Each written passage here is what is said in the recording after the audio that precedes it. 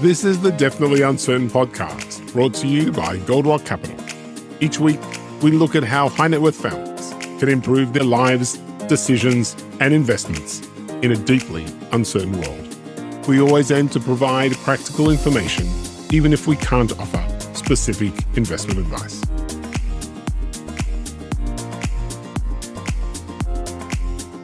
This is the Definitely Uncertain podcast. My name is Darren Rockman, and I am a partner at Gold Rock, the more than 25-year-old multifamily office servicing high net worth families in Israel and around the world. Today on the podcast, I want to look at the impact of the war in Israel on Jewish communities globally, and specifically that in Australia. And for that purpose, I am very pleased to welcome onto the podcast for the first time, Jeremy Leibler. Hi, Jeremy. Thanks for having me. So Jeremy, apart from being an old friend, is a partner at Arnold, Bloch, Liebler, which is a leading Australian law firm. He professionally focuses on corporate law, mergers and acquisitions, shareholder activism. He's a member of the Australian Governor-General's Australian Takeover Panel, or appointed by the Governor-General to the Takeover Panel. But in his spare time, amazingly that he has any, he is deeply involved in Jewish affairs. He's the president of the Zionist Federation of Australia, which is an elected representative body, a roof body of the Australian Jewish community, and he's also a member of the Board of Governors of the Hebrew University. And so Jeremy's in a really amazing position to tell us how things are playing out in Australia over the last 13 months and where things go from here. So let's start with the question of anti-Semitism. Australia saw a spike, as did, I think, Jewish communities everywhere in anti-Semitic activity starting on October 7th with that infamous rally outside the Sydney Opera House. Were you surprised by what happened? I was most definitely surprised because this rally took place on the 9th of October. And the trigger was that, in the early days, there was an enormous amount of solidarity amongst the general community from our political leaders. And the Opera House, as well as many other, sort of institutions around the country, were lit up in blue and white in solidarity. Israel had not even started responding in any meaningful way to the invasion on the 7th of October. And yet there were hundreds of people shouting whether or not it was gas the Jews or where are the Jews or F the Jews and burning Israeli flags. And I think that was an oh my God moment for many Jews in Australia saying, hold on, is this the Australia we know? And I think we've learned over the subsequent, 12 months that there no doubt was an underbelly of anti-Semitism bubbling under the surface in this country that maybe before the 7th of October, polite society suppressed it. But, these false accusations of genocide supporter and, Israel's committing genocide has sort of allowed it to come up and bubble above the surface. So you're sort of describing two phenomena coming together, a sort of hardcore, perhaps on the left more than anything, of anti-Zionist, anti-Semitic, entrenched beliefs, and then some latent, wider spread and shallower anti-Semitism, which has magnetized to that subsequent to the beginning of the war. Is that an accurate description? Yeah, I mean, and they each fuel each other, right? So, what we've found is, we knew before the 7th of October that there was a real problem of anti-Semitism from the far left as much as from the far right. That was very clear.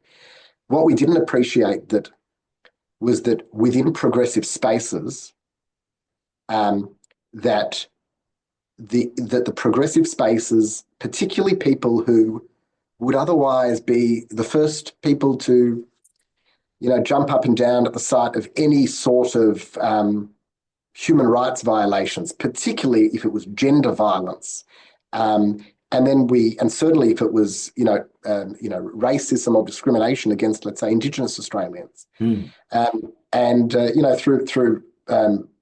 my Arnold Bloch Liebler hat on, we have a very significant public interest law, pro bono practice that was heavily focused on the arts and Indigenous spaces, and particularly in the arts. We had pro bono clients who we'd acted for decades, who we'd committed, hundreds of thousands, sometimes millions of dollars of pro bono work, often written checks out to, never asked anything in return, never asked for anything in relation to the Jewish community or Israel. And at best, for most of them, it was complete silence.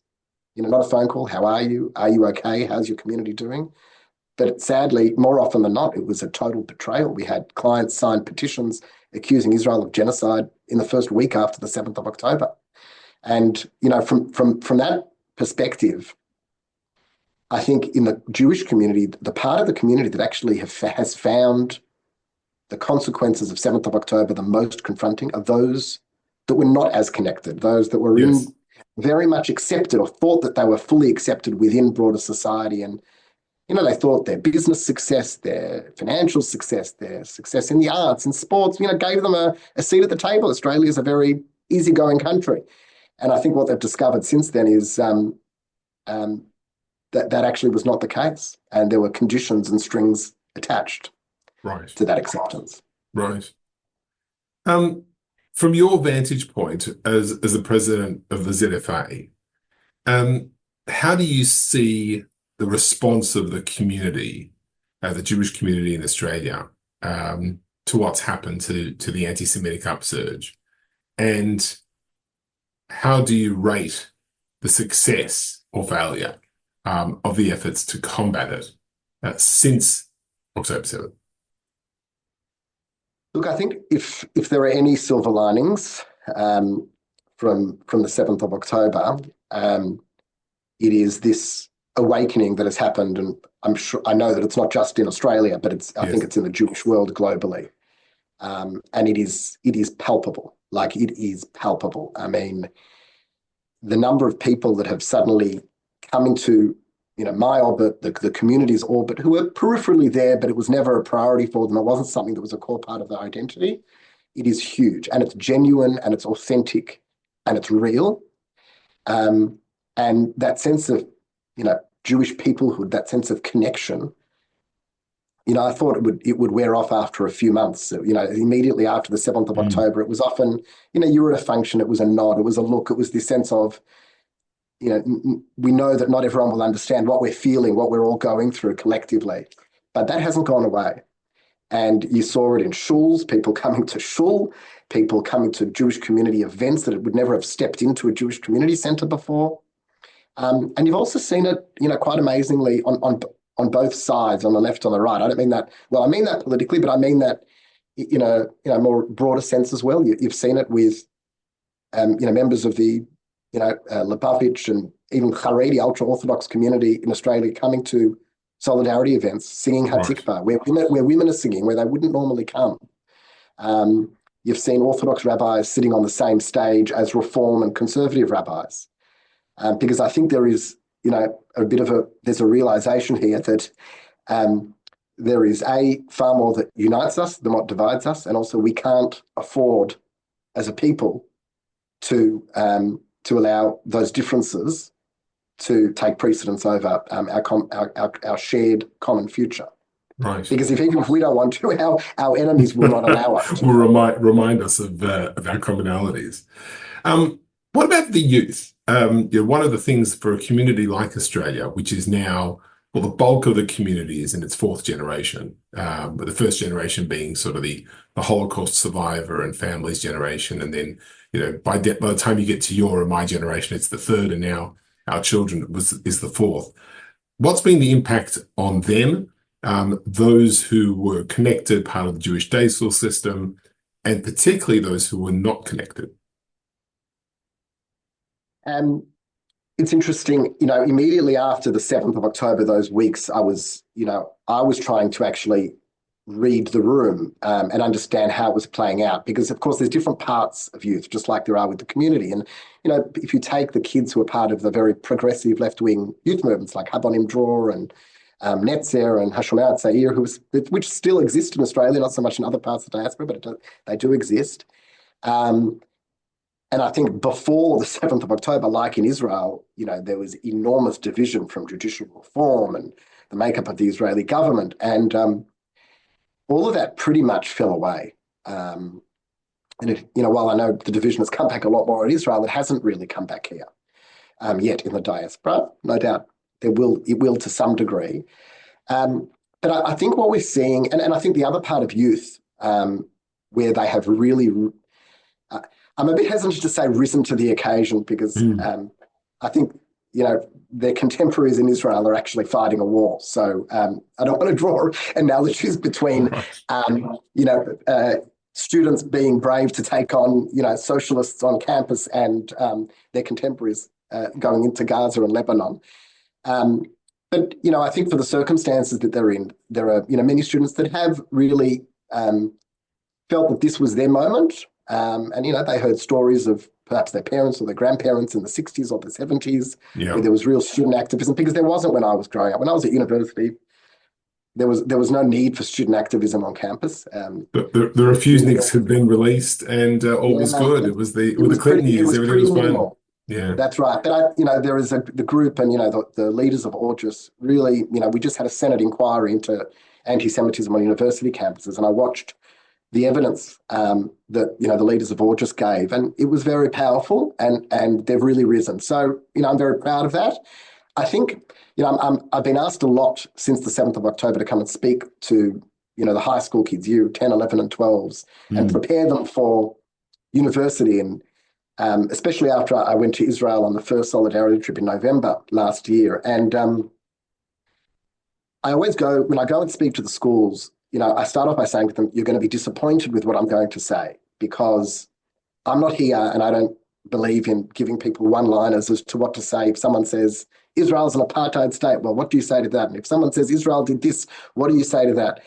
Because I think ultimately, and I think this is where the gap is, and this is the opportunity now for diaspora Jewry more broadly, there is this awakening, but we still have a massive gap in knowledge. Australia probably does a lot better than the United States, because we've got more than 50% of kids in Jewish day schools. But even so, what I say to the kids is, if you want to know and you want to be prepared, and also to their parents, if you want your kids to be prepared to deal with the onslaught of anti-Israel and anti-Semitic activity on campus, don't teach them one-liners, one-line hasbara sort of responses, because what happens in the next conversation? But actually send them to a Jewish day school, send them to a youth movement. If they know Jewish history, if they know a little bit of their Tanakh, if they understand their place in the Jewish world and the story of the Jewish people, well, then they will naturally, as smart, young, intelligent people, be able to respond to this, because they'll be armed with knowledge. And it's the same not with kids. I think this awakening that's happened in the community, what we have a responsibility to do is make sure that their identity is not defined by the trauma and horror of the 7th of October. It's not defined by anti-Semitism in the same way that many of our generation, not you and me that grew up in houses that were filled, our buckets were filled with all the positives in Jewish life. Yes. But I can tell you there were many of my contemporaries that, went to a Jewish day school, but their entire Jewish identity is off the back of Holocaust guilt. Your grandparents survived the Shoah, therefore you have to marry someone Jewish. Now, that only works for one generation. Yes. So I think both the burden for Jewish leaders and institutions and for parents is to make sure that we take this sort of awakening of Jewish peoplehood and we move beyond anti-Semitism to positive, meaningful sense of Jewish identity and understanding the role that Israel has to play in the world, not just because it's a safe haven for Jews. Yes, it is, but also for the positives. Right. You mentioned before that there are similar things happening in Jewish communities around the world. We see it on US campuses. It's obviously happening in places like France, UK. To what extent, as a communal leader, to what extent are you in contact with people in similar positions in other communities? And is there a learning that is happening across communities at this point? There are opportunities for interaction, discussion. I mean, I was in New York. I mean, more for business a couple of months ago, but I took the opportunity to meet with people and understand what's going on. And there are a lot of similarities, but there are also some differences. And you take in the United States, the big difference is particularly in places like LA and New York. You've got numbers, and we don't have those numbers in Australia, right? So we really are the extreme minority. very different to a place like New York, where you have the numbers. Europe is also different because while there's been a rise of anti-Semitism in Australia, and there have been physical threats, I don't think I would describe it as the same as, the situation in France. Right. Although it feels like we've dramatically shifted and trending in that direction. So I think we could probably benefit a lot more from that. The president of Israel has, before 7th of October, launched this Voice of the People, which was really designed actually in response to all of the division from judicial reform. But the first meeting is set to be in March next year, and I think that will be an opportunity for Diaspora Jewry to really come together and share those experiences and hopefully some learnings. Interesting. What about the response of government, both at the federal and at the state level, to this rise in anti-Semitism? I assume and guess that you are in regular dialogue with ministers and parties. Has the response been sufficient?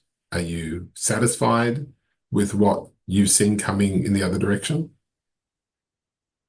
So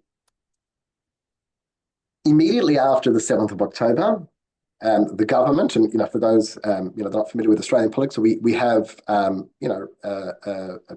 left of centre progressive government in Australia at the moment that was elected from the predecessor was Prime Minister Scott Morrison, who you could only describe as pro-Israel as Trump, but without Trump's sort of dysfunction. Right? But he really was the most, passionate, yes. Defender of Israel in Australia at the UN. He recognised and continues to capital. And there was a shift though with the change of government. After the 7th, though, notwithstanding that there was already some tension because of the government shifting its position on several issues, including reversing recognition of Jerusalem. And changing voting patterns at the UN. Initially, the government was strong. They came out immediately very strongly. They said Israel has a right to defend itself, that Hamas must be removed from power, can have no role in governing the Gaza Strip, and called for the hostages to be released. And then what we saw over the following months initially was a slow shift in rhetoric. The policies hadn't really changed, the positions hadn't changed, but there were increasing emphasis on humanitarian aid and criticism of Israel around humanitarian aid. And it took a while. Initially, they did not call for a ceasefire, but after several months, they did start calling for a ceasefire, but in a way that was very difficult for anyone to understand, because on the one hand, they'd say Israel has a right to defend itself, but the way in which Israel defends itself matters. They'd say Hamas must be removed for power, but we call for an immediate ceasefire. So they called for two things that really are incompatible. And in part, they are under enormous pressure from the pro-Palestinian and Muslim parts of the community. There are 800,000 Muslims in Australia, about 110,000 Jews. And they are organised and they are very loud, and the level of intimidation, where I was wrong and really did not pick this, when the violent sort of rallies started every week in the city and across Australia. I mean, there were more people rallying in Australia across the country than there are Jews in the country. There are 100,000 people rallying across all the different states. And I said, this is going to backfire. Australians don't want this crap brought to their streets. You couldn't go into the city. Businesses were shut down. Starbucks, McDonald's, the stickers all over them every Sunday. And it's true that Australians don't like it. We know that from polling. But what I didn't appreciate was the extent to which these tactics of intimidation would be effective in suppressing people in positions of power, from politics to universities to other institutions, that they were so intimidated by this pressure that they were not prepared to show leadership. And I think ultimately, so if you ask me, how would I rate? There's an interesting statistic that tells a very powerful story. Monash University did a survey after the 7th of October, I think it was around December or January, and looked at anti-Semitic sentiment in Australia after the 7th of October and compared it to before. So we know that the number of anti-Semitic incidents went through the roofs. There were threats and physical attacks and graffiti and all of that stuff. That's a fact. But this survey was to see, are there more people that actually hold anti-Semitic views now compared to before? And the answer was that there wasn't. Mm. And what that says to me is that there was and is a failure of leadership. That's not to say the Prime Minister's never said anything. He has, but it was too little and it was too late. And effectively, I think, had he shown that strong leadership at the very beginning, it would have kept that anti-Semitism that I spoke about before that was bubbling under the surface, it would have kept it under the surface. Yes. Instead, the failure to call it out allowed it to flourish. Right. To what extent is the governing Labor Party in Australia taking its cues from what it's seeing in similar left of centre parties globally, and particularly the Democratic Party in the United States? So you can actually track this quite clearly. As the government's position shifted here, they always basically put themselves a little bit further to the left than Biden. Mm. So, but the problem was whereas Biden, especially at the beginning, was very strong on a lot of the positive things, Australia, well, A, doesn't have the ability to, but also even in a rhetorical way, the Secretary of State got on a plane, Biden got on a plane, they were supplying, continue to be supplying Israel with critical support to fight the war. So the government would defend itself by saying, well, hold on, look, even Biden administration is saying this. So are we, but they're not doing all of the other positive things. So it was lopsided. And then, I think there's a lot of cover that's taken in doing things with Canada, the UK, and New Zealand. And we've seen that recently, that Australia has signed, several very disappointing statements, including most recently in relation to the Knesset's ban on UNRWA with the UK and Canada and New Zealand. Yes. So there is definitely a correlation because they will look for support as they shift their position. But I think there's also been in the last month or two a shift within Australia where I think the fact that Iran has been outed as a key player in this conflict, and Hezbollah, and Australians recognise, hold on, Iran, sovereign country, they don't hold Australian values. Mm. Hezbollah, terrorist organisation, there's no land dispute, territory dispute with Lebanon. People look at Gaza a little bit differently because of, Palestinians, not a sovereign government in the same way. No one likes Hamas, but, there's more sympathy there. And I think there's a realisation there. And this is starting to have consequences, I think, for the government, because many Australians are saying, hold on, what do you stand for here? Right. Because the complications of the conflict, the technical or political complications sometimes mask the moral clarity. And this is making it a little harder or ripping that mask off, if you will. Well, I think when it started, when Israel finally responded in Lebanon, and there were massive marches on the streets of Melbourne and Sydney with full-on pictures of, after Nasrallah was killed, pictures of Nasrallah with Hezbollah flags. And this is a prescribed terrorist organisation by Australia. Yes. Australians started saying, oh, no, we don't want this. This is not good. This impacts us. This is going to start to play out on us. And if we're not taking a moral stand, where does this lead? Yes. So I want to just maybe sort of broaden the lens a little bit away from Australia. And I'm saying this from the vantage point of someone sitting here in Israel and looking at the world.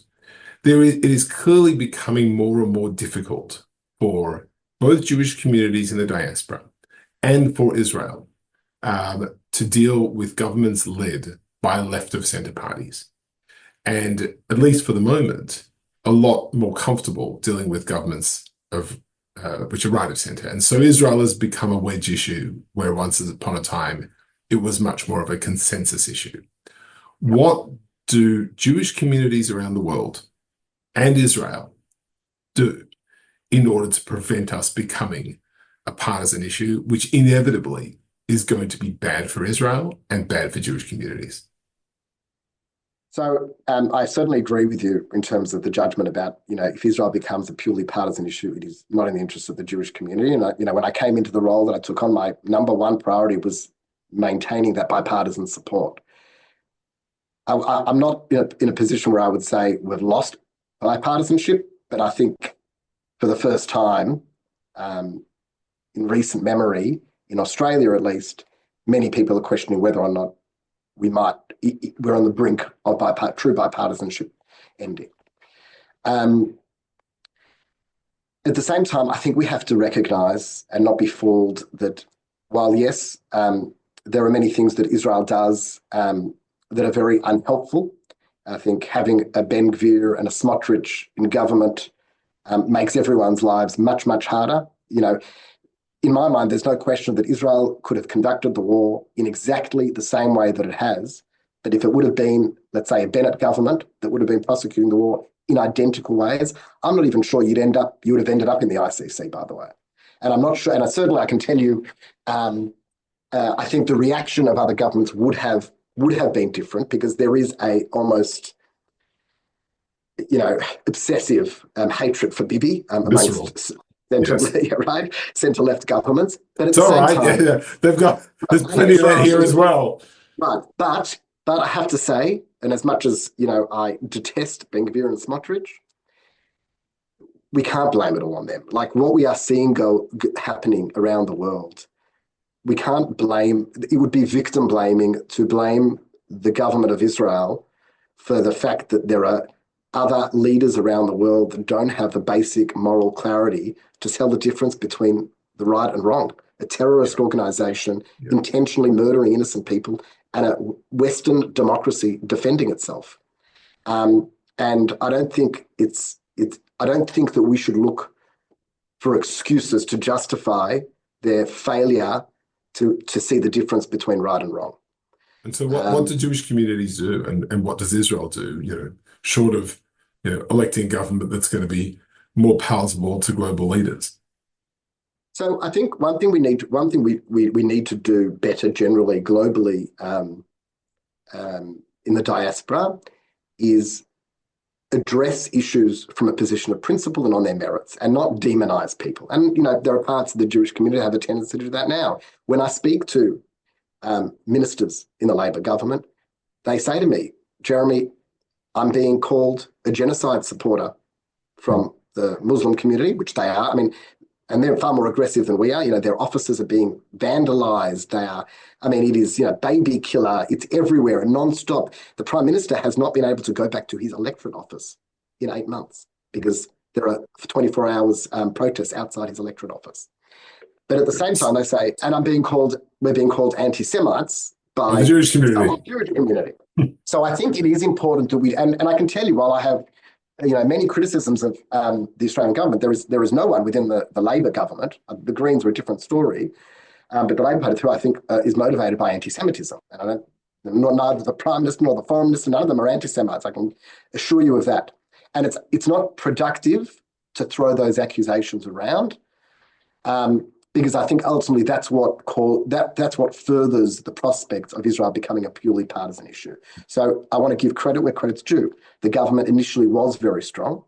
They still maintain basic moral position of condemning Hamas as a terrorist organization, acknowledging Hamas can have no role, but they're twisting themselves in knots to, I think, speak to a local audience and different audiences, and it's just contradictory, and people are confused. And unfortunately for them, I think what they're finding is that when you sit on a fence, you get prickles. And, so they've got huge revolt from the Muslim community and huge disappointment from the Jewish community. And they're losing on all sides and confusing the electorate. We'll see how that plays out at the election. Yes. And we've got this third party, the Greens, which I think would describe as an openly and systemically anti-Semitic party. Yeah, that's something people outside Australia probably aren't aware about. Just explain for the audience who the Greens are and how much of a political force that they actually are in the Australian landscape.